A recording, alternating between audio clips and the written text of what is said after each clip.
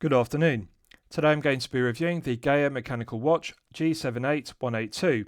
This watch is available in two versions, grey and gold. The grey version has a silver case, the gold version has a gold case respectively.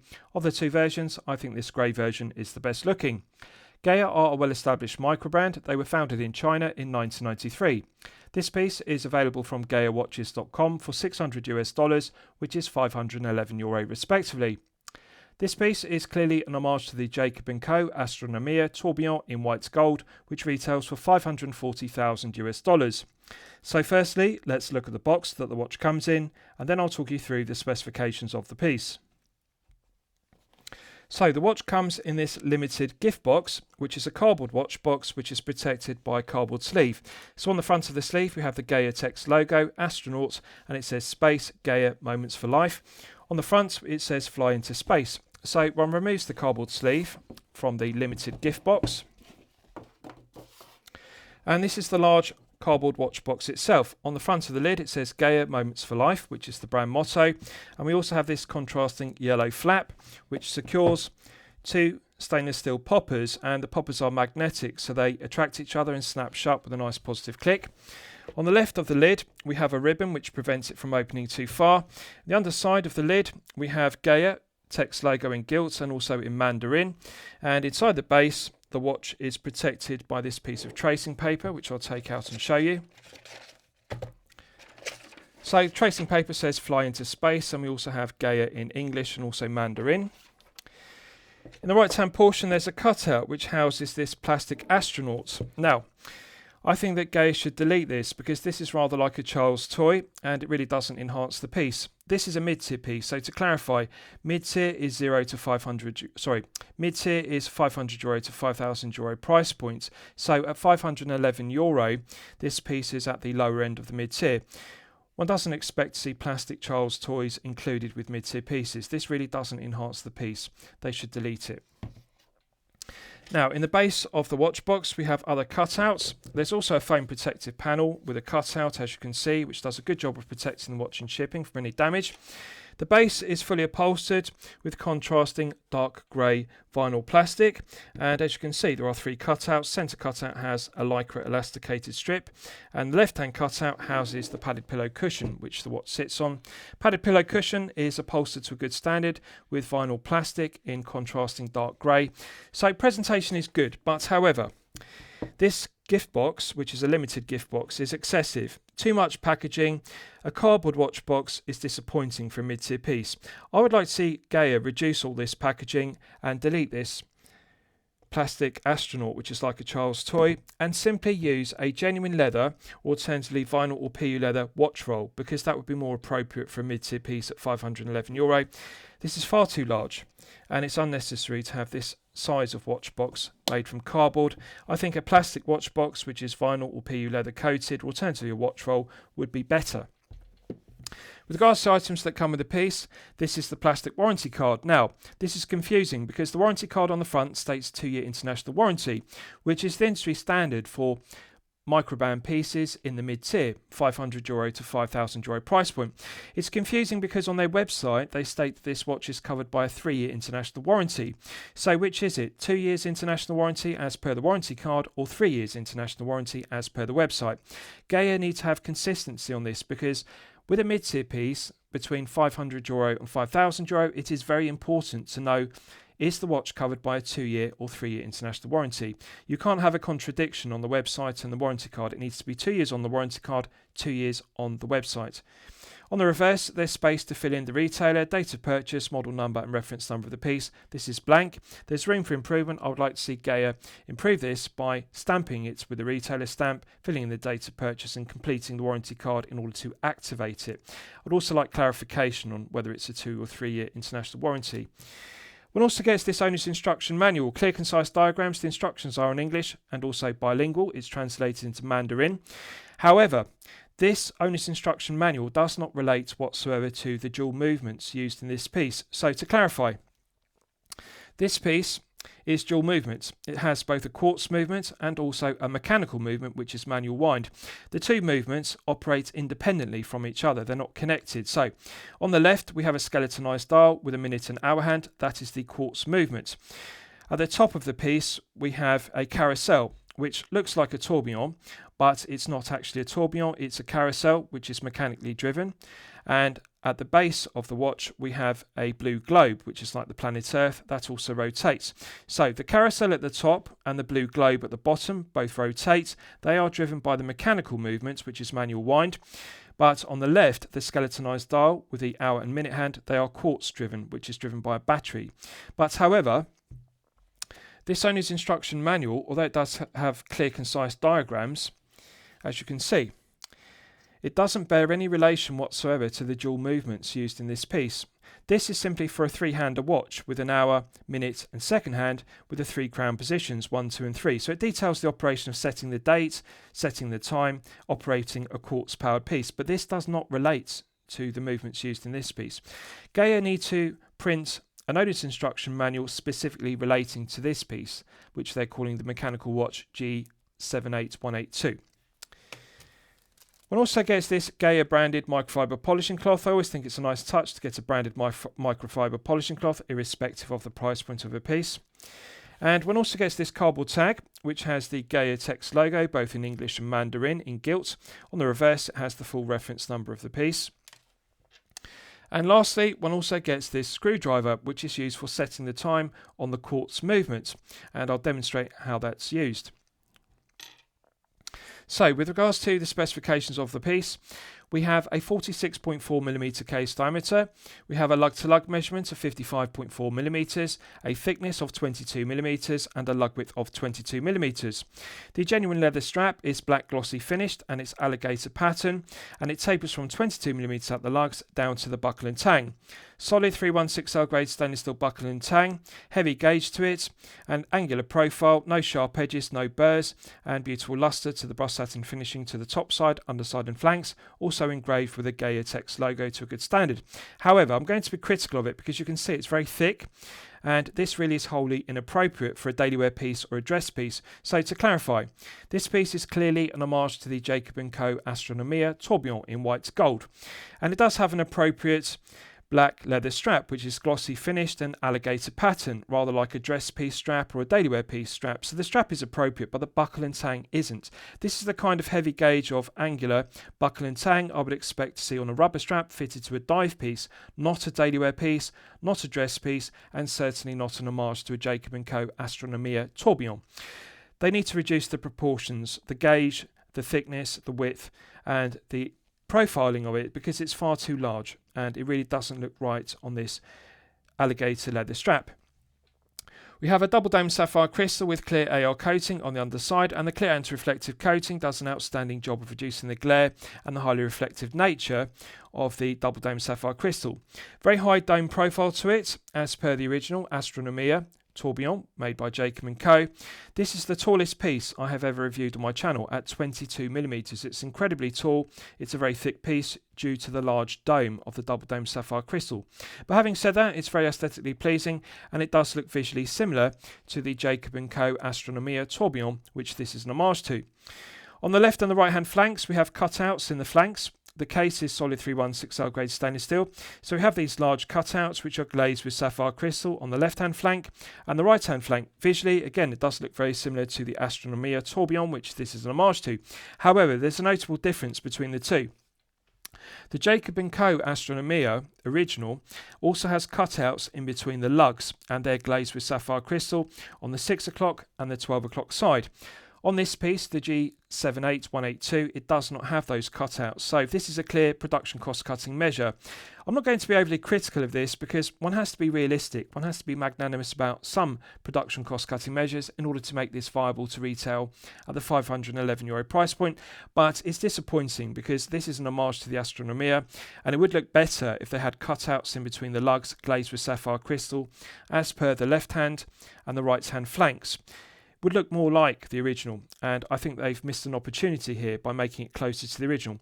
But having said that, the mirror polishing in between the lugs is done to a good standard, to the same standard as the case and also the tops of the lugs and the flanks, which are mirror polished to flawless standard. No sharp edges to the undercuts to the flanks, nice curved profile to the lugs, but it does have a very long case. This is 55.4 millimeters, which I think they should have reduced the length of the case to 48, which would have made it more wearable for 6 to 7 inch wrists and 7 to 8 inch wrists respectively. It is a large piece. At 46.4, it's one of the largest pieces I've reviewed on my channel, and I have reviewed over 500 watches. So needless to say, at 46.4, this is only suitable for collectors with a large wrist of 7 to 8 inches plus. If you have a 6 to 7 inch wrist, it's far too large. You can immediately rule this piece out. Now, with regards to the dial, it's skeletonized, but however, they've made a mistake here because they've used baton hands, which are made from laser cut brass, which is then nickel plated to give the appearance of stainless steel. Quality of the mirror polishing is excellent, but however, the problem with the baton hands is they do not contrast well with the skeletonized dial. So to clarify, the Jacob & Co Astronomia Tourbillon also uses the same kind of skeletonized dial in silver. So this does look true to the original. The problem is the silver mirror polished hands do not contrast very well with the silver applied indices and the silver skeletonized dial, which is brushed satin finished. On the Jacob & Co Astronomia, the hands are blued, and the blued hands contrast very well with the silver skeletonized dial. So the legibility is good, the functionality is good, one can easily read the time. With this piece, the legibility, the functionality is poor because the silver hands simply do not contrast well with the silver skeletonized dial and silver indices. They really have missed an opportunity. They've made a mistake by not making the hands blued as per the original Jacob & Co Astronomia. Having said that, the proportions of the baton hands are correct. The minute hand is longer. One can immediately differentiate between the shorter baton hour hand and the longer baton minute hand. They've loomed the hands with C3 Superlume Nova, and the applied indices on the skeletonized dial are also loomed with C3 Superlume Nova, which we'll test in the loom test. So, to clarify, two different movements. Quartz movement powers the hour and minute hand on the left. Carousel on the top, which looks like a tourbillon, but is actually a carousel, not a tourbillon. That is powered by the mechanical movement. The blue globe also rotates. That's powered by the mechanical movement. This crystal on the right-hand side doesn't rotate. It's just there for aesthetic purposes as per the planets around the dial. And the dial does have an aventurine tone to it, which sparkles, and it does look very aesthetically pleasing, rather like the galaxy with planets. So visually, the layout and also the design of it does look similar to the Jacob & Co Astronomia Tourbillon. And this carousel does replicate or does look similar to a tourbillon rotating around, although it is a carousel, not a tourbillon. So as you can see, on the left-hand flank, we have a sapphire crystal glazing, and on the right hand flank we have sapphire crystal glazing. So there's no crown at 3 o'clock, which is the convention. So how does one set the time and how does one manually wind it? Because there is no crown at 3 o'clock. Well, I'll show you the case back and then I'll explain. So, solid 316L grade stainless steel case back, and as you can see, it's engraved with a silver astronaut, silver planet. We've got the Geya logo, all stainless steel and water resist. This case back provides an effective hermetic seal to 50 metres, as does the head of the piece, glazed with a double dome sapphire crystal and the glazing in the left and the right hand flanks. So, as an alternative to a crown in the 3 o'clock position on the right hand flank, we have the crown set into the case back, which has this flap which you fold out. So it's too tricky to do with a glove on, so one needs a fingernail or thumbnail. So I'm going to remove my glove and then show you how you manually wind the movement.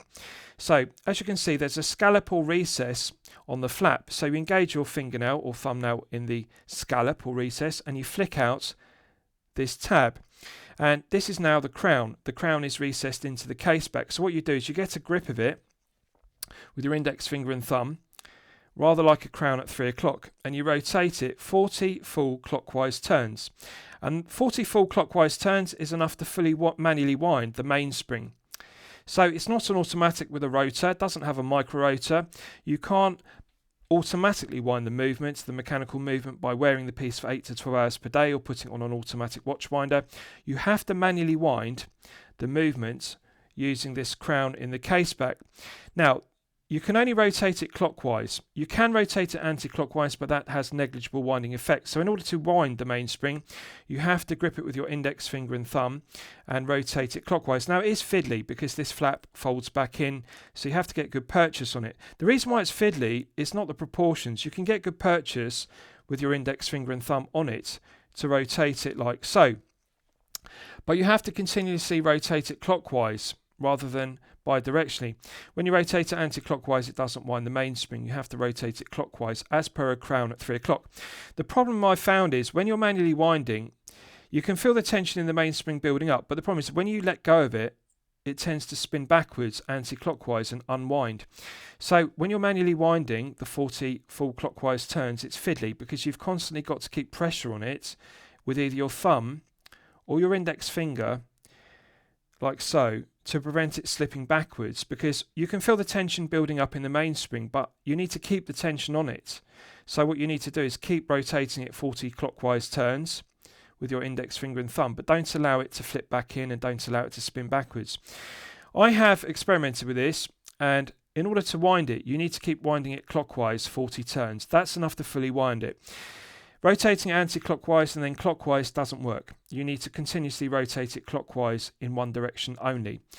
It does work well in the sense of the flap, once it's folded back in to the recess, it doesn't flip back out again. So when you're wearing the piece on wrist, the flap doesn't come back out on the crown and doesn't rub against the wrist. You have to put your fingernail or thumbnail in it and actually prise it out, like so, in order to get a grip of it with your index finger and thumb, and then manually wind.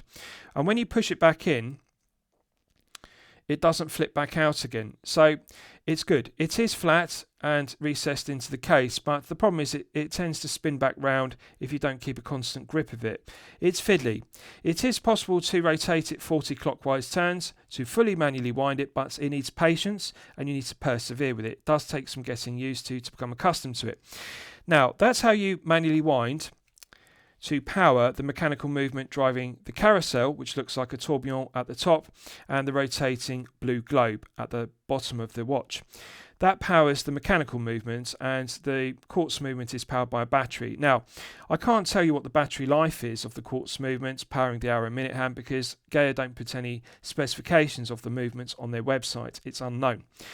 So how do you set the time? Well, as you can see, above the crown, which is recessed, you've got this recessed silver button. And that's what this screwdriver is for. So I'll show you with my left hand, just bear with me. I'll put my glove back on and continue.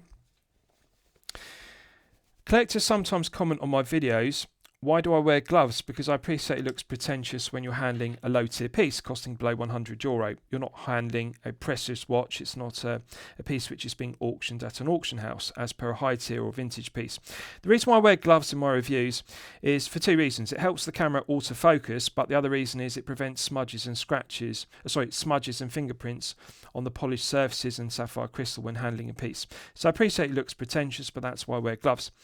Problem is, it can be fiddly when you're doing things like this, when you're wearing a pair of gloves.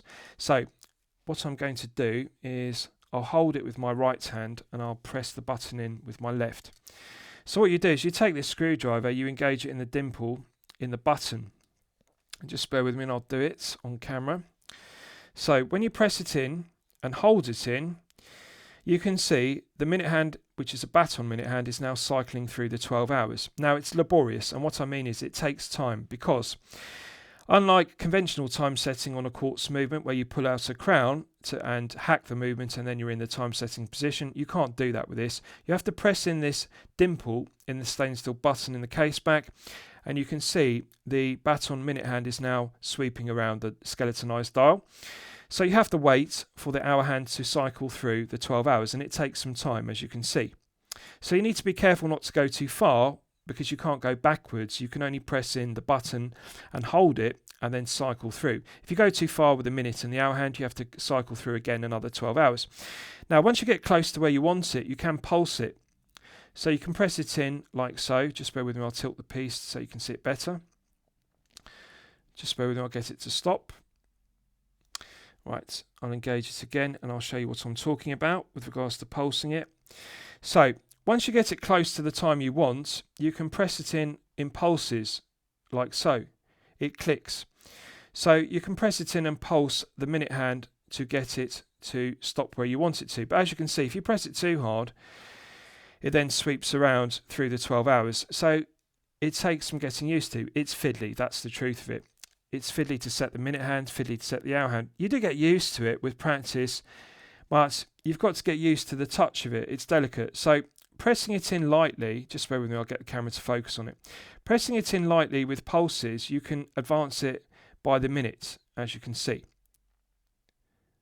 But you've got to be careful not to press it too hard and hold it in, because then it will sweep it around the dial. So as you can see, pressing it in with pulses gets the minute hand to advance by 1 minute at a time. But as you can see, if you press too hard, you get it to sweep. Now, if you want it to sweep through the 12 hours, you simply press it in and hold it. And as you can see, it will then continue to sweep around. The minute and the hour hand will cycle through the 12 hours. So as you can see, laborious to set the time. It's fiddly, that's the truth of it. With practice or with patience, and if you persevere with it, you can get the touch correct. So you get used to pressing in the button with a screwdriver with delicate pulses like so. And you can advance it like I'm doing, 1 minute at a time with a minute hand to get the minute hand to sit where you want it to. But you need to be careful not to press it in too deep or too hard and hold it in, because if you do that, like so, what happens then is you activate the sweep, and then it begins to sweep around the 12 hours. Or the minute hand begins to cycle through 24 hours, and then the hour hand begins to move. So you need to be careful with it. It's fiddly to set the time. It is possible, but you're going to need patience. That's the truth of it. Pressing in this button is more difficult than pulling out a crown, hacking a movement, and setting the time in the conventional method.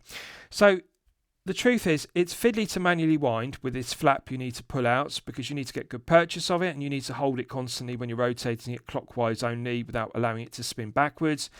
It's also fiddly to press in the screwdriver into this dimple in the button, because you need to be delicate, you need to have a good touch, because you can't press it too hard, otherwise it will cycle through the 12 hours. You need to pulse it, and of course it takes time, and if you go too far with the hour or the minutes, you need to cycle through the 12 hours once again. Perseverance, patience is needed, but it works okay. Case back is well finished, matte blasted background to it, mirror polishing to the planet, the astronaut, and of course the engraving or the embossing is done to a good standard. Mirror polishing around the circumference is good, and it's screwed down with 4 flat head screws. 50 meters is acceptable. It's a flat case back rather than a bubble back case back, so it does sit snug and flat to the wrist. Nice curvature to the lugs, so it does wrap around the wrist very well, but the problem is the case is too long at 55.4. Should be 48, which is the sweet spot. Right, so I'll give you a wrist shot, and you can see how it fits on my wrist. Now, as you can see, just bear with me, I'll tighten up one more click or one more hole. I can just get the tang in. Yes. So as you can see, the strap is a fraction too short for my 8-inch wrist. Now, I could just engage the strap in the first fixed keeper, but it's a fraction too short to engage in the second sliding keeper. However, I'm not going to be critical, because for the majority of collectors with a 6 to 7.5-inch wrist, this genuine leather strap, which is alligator finish, will suffice. But for collectors with a 8-inch plus wrist size, this would need to be half an inch longer. It's okay. Now, it's a very thick strap. That's the thing I want you to note. It's very thick at the spring bar end, and it tapers down in width, but also thickness. It gets more soft and supple at the buckle and tang end.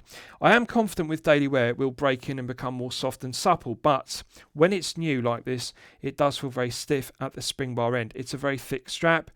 I think it's going to need some daily wear to break in. There are enough holes in it to size it down to minimum 6-inch wrist size up to a maximum 7.5-inch wrist size, but 7.5 is the absolute maximum. Strap proportion is good. Buckle is far too large, as I've detailed. This is inappropriate for the strap. They need to reduce the size of it. The gauge is too heavy. It's too wide. It's like a dive piece buckle. This is far too large. Now, in terms of comfort level and feel good factor, needless to say, this is a very large piece. Even on my large 8-inch wrist, it dominates the wrist. It has incredible wrist presence. It's one of the largest pieces I have reviewed on my channel, and I've reviewed over 500 pieces in the last 5 years. 46.4 diameter. This is a very large piece. It's also a very long piece. I think it's too long, even for my large 8-inch wrist. 55.4 is excessive lug-to-lug measurement. It does have very curved lugs. They do wrap around the wrist very well. They do curve downward very well. We still do have a large gap beneath the tips of the lugs, and that's due to the thickness of the case, because of course we have these large cutouts in the flanks because of the sapphire crystal glazing, as per the original Jacob & Co. Astronomia Tourbillon, which it is an homage to. But proportions of this head of the piece are too large. Everything about it. For example, had they reduced it to 48mm lug to lug, that would have improved the fit. At 55.4, you can see even on my large wrist, there's too much overhang. The length of the case is too long. It's too tall at 22mm. They could have reduced this down to 18mm and it still would have had a large dome to it. Still would have looked like an Astronomia tourbillon. 22 is far too tall, even with this double dome sapphire crystal. 18 would have been better, would have looked more aesthetically pleasing, but also it would be more practical because, as you can see, 22, this is the tallest piece I've ever reviewed on my channel. It's a very high dome, double dome sapphire crystal. So tall piece, needless to say, 13mm is the sweet spot for a piece to easily slip underneath a shirt cuff if you wear business shirts.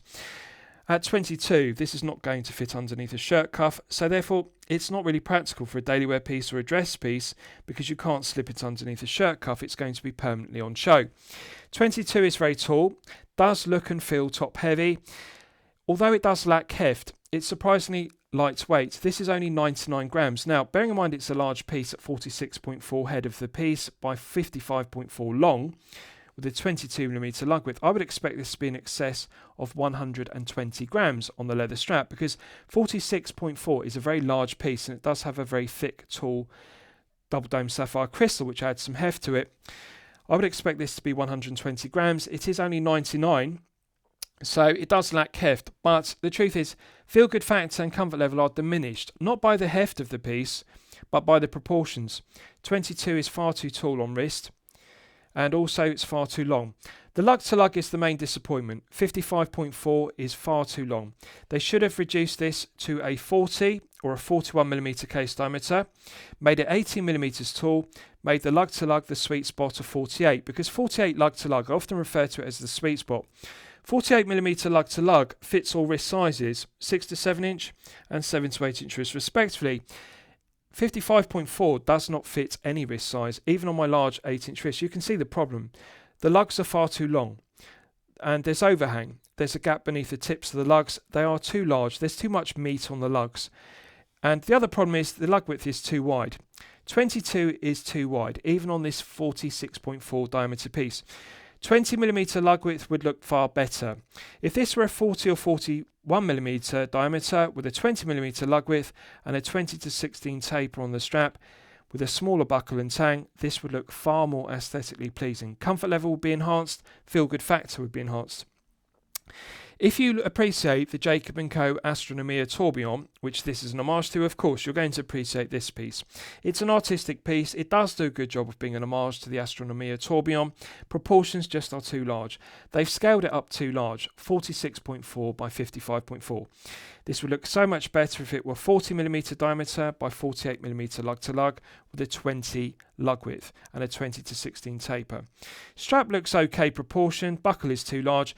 22mm lug width looks okay because it's such a large head of the piece at 46.4, but even on my large 8-inch wrist, too much wrist presence, it dominates the wrist too much. 22 really is far too tall.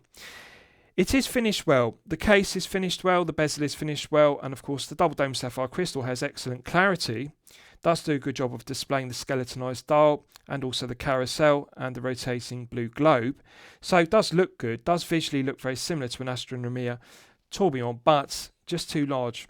So 99 grams feels good, doesn't feel too heavy, but the problem is it does feel like a top heavy piece because it's rather like a slab of 316L grade stainless steel with this large high domed 22mm piece on wrist with a dome to the sapphire crystal. It just looks far too tall. So tall piece and also far too long, and the lugs, although they're curved and mirror polished very well, the problem is they're far too long. They're like slabs of 316L grade stainless steel, as you can see. If this were 48 lug to lug with a 20mm lug width, they could reduce a lot of the meat on these slab sides to the flanks, as you can see. This really doesn't look aesthetically pleasing for a daily wear piece or a dress piece. I appreciate it's an homage to the Astronomia, which is a large piece. The other problem is visually it doesn't look aesthetically pleasing because in between the lugs we've got these large slabs, or this big slab of 316L grade stainless steel, which is mirror polished. Just doesn't look good because 22mm is a large gap in between the lugs internally. Now on the Astronomia tourbillon, Jacob & Co have reduced this because what they've done is they've done cutouts on the 6 and the 12 side, and they've glazed the cutouts with sapphire crystal, and visually that looks better because it makes in between the lugs look thinner. This looks far too wide, and we've got this large mirror polished slab or rectangle of stainless steel. Now it would look better if it were like this, cutouts glazed with sapphire crystal as per the original Astronomia. So you can see the problem is we've got these large large mirror polished slabs like a mirror of stainless steel on the flanks, on the lugs, which are too long, and then in between the lugs on the head of the piece we've got this second slab which is like a mirror of stainless steel. So it just doesn't look aesthetically pleasing having these mirror polished slabs of stainless steel in between the lugs and also on the flanks of the case, the lugs themselves, as you can see. The lugs really are just too large for this 46.4 head of the piece. Right, so just bear with me, I'll do back up the strap to make it easy to hold the piece, and then we'll do a loom test, and we'll see how the loom performs when it's charged up to the absolute maximum. So as always, I'm going to use my 100 UV LED torch to charge it up to the absolute peak. So that's now fully charged, and as you can see, it uses C3 superluminova. This is very disappointing. We're clearly looking at 2 to 3 layers, both on the applied indices, on the skeletonized dial, and the baton handset. Now, I'm just going to charge it up again because the exciter lacks potency to such a degree that the camera cannot autofocus on it. It's very weak performance. So I'm going to charge it up again using my 100 UV LED torch to its absolute peak, and then we'll try and get the camera to autofocus on it before the exciter fades. Now, as you can see, it is fading immediately to nothing. This is dreadful performance. The exciter lacks so much potency. It's so poor, it's so weak, with 2 to 3 layers on the skeletonized dial and not even 3 to 4 layers on the baton hands. You can see the camera cannot even autofocus. So to clarify, Geya have loomed the applied indices on the skeletonized dial with green C3 superluminova, but the problem is it's a skeletonized dial and therefore the applied indices are very low. They're very low profile. They don't allow for a large area or a large plot of C3 to be applied. They shouldn't have applied any C3 superluminova. The Jacob & Co does not have it because the hands are blued. They do not use superluminova on the blued hands, of course, and the skeletonized dial does not have lume on it, which is better because the legibility in daylight is good.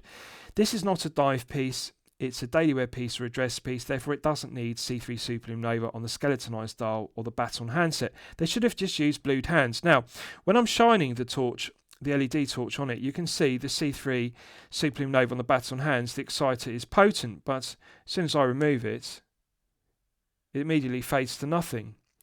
It's so weak the camera can't autofocus on it, so I'm going to charge it up to its absolute peak. This is dreadful. Now, one can be magnanimous about this if this were an Homage costing below €100 in the low tier. So to clarify, low tier is €0 to €500 price point. This is €511, so we're now at the lower end of the mid-tier. Mid-tier is 500 to 5,000. It has to be 5 to 6 layers on a dial, 5 to 6 layers on a handset, regardless of whether the dial is skeletonized or the handset is baton style. You can see it's so poor the camera can't even autofocus on it. Dreadful performance. They've missed an opportunity and they've made a mistake. They should have simply used stick indices as per the original Astronomia tourbillon made by Jacob & Co, and used blued hands as per the original. Blued hands against a skeletonized dial as per the original have legibility. And of course it would look better because the problem with these baton hands, which are mirror polished in silver, they simply do not contrast with the dial, and the use of the white loom in daylight doesn't enhance the legibility. It's actually hard to read the time. The silver hands just don't contrast with the silver skeletonized dial and the applied indices in silver. If they were blued hands, the legibility, the functionality, the readability of it would be far much better as per the original. They've applied Geya with an embossed badge, which is good. That's done to a good standard. Quality of the finishing to the skeletonized dial is good. Quality of the finishing to the baton mirror polished handset is good, but just lacks functionality. They would be far better if they were blued. So weak performance of the C3 superluminova, and again one could be magnanimous below €100, but this is €511. It has to be 5 to 6 layers if you're going to use C3 or BGW9. You can't use 2 to 3 layers at this price point, so it's a cost-cutting measure too far. Right, so let's discuss the two movement used. Now, Unfortunately, I can't provide you with any specifications. This is a dual movement piece. We've got a quartz movement powering the hour and minute hand on the skeletonized dial, and we've also got a mechanical manual wind movement, which, as I've detailed, powers the carousel, which looks like a tourbillon, and the blue rotating globe. So I can't tell you what the battery life is of the quartz, I can't tell you what the power reserve or the accuracy, I can't even tell you the beat rate. For example, I don't know if this carousel runs at 21,600 vibrations per hour and 3 Hz, or the other industry standard, which is 28,800 vibrations per hour and a frequency of 4 Hz respectively. Really, accuracy with this piece is negligible because it doesn't have a second hand. You can't hack the movement and set the time precisely to the second, so therefore the accuracy of the quartz movement really isn't important. This is an artistic piece, it's not a piece you're going to be setting the time precisely to, but it would be useful to know, does the quartz module have a 2 or 3 battery life? Does this have a 40-hour power reserve powering the carousel or the blue globe, for example? What I can tell you is 40 clockwise turns are enough to fully manually wind the mainspring to power the carousel at the top and also the blue rotating globe. So it's simply a case of wear it until the carousel stops and the blue globe stops, and then you have to manually wind it again 40 clockwise turns, which is fiddly, as I've demonstrated. Be nice to know if it had a 2 or 3 year battery life on the quartz, but on a positive note, it does have a screwed down case back with 4 flathead screws. So when it comes to changing the battery, it is going to be easy to do it yourself because you can simply unscrew the 4 flathead screws, remove the case back, replace the battery as per normal with a quartz piece. But I'd like to know if it has a 2 or 3 year battery life. Unfortunately, Geya do not provide any information whatsoever on either movement, the quartz movement and the mechanical movement driving the carousel. But I've just noticed above the carousel it actually says 26 joules, so they've detailed it. Just bear with me, I'll look again closely. Yes, so engraved below the carousel they've actually got engraved 26 joules, but that's the only specification I can tell you about the movement. I don't know the beat rate or the frequency of it, but I'm going to assume it probably runs at 21,600 vibrations per hour, which is 3 Hz.